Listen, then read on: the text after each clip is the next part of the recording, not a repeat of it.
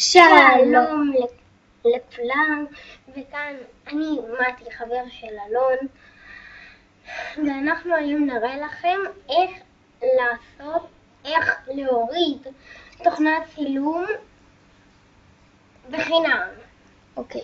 אז כותבים תוכנת צילום להורדה.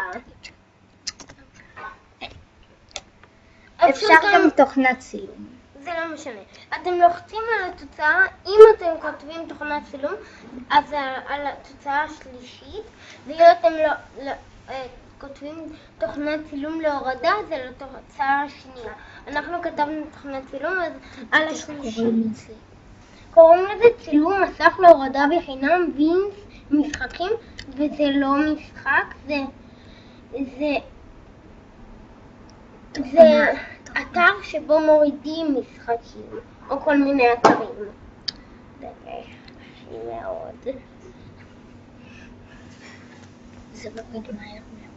זה מוריד מהר מאוד. זה מוריד מהר מאוד, ואתה פשוט, ואז אתה לוקח את זה מכאן, גורר את זה לשולחן עבודה, ולוחץ על זה.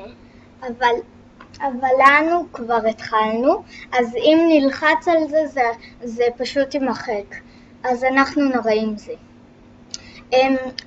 כדי להתחיל סרטון לוחצים על הכפתור עיגול שהוא בצבע אדום. הוא אמור להיות בצבע אדום, כי אנחנו כבר מקליטים, אבל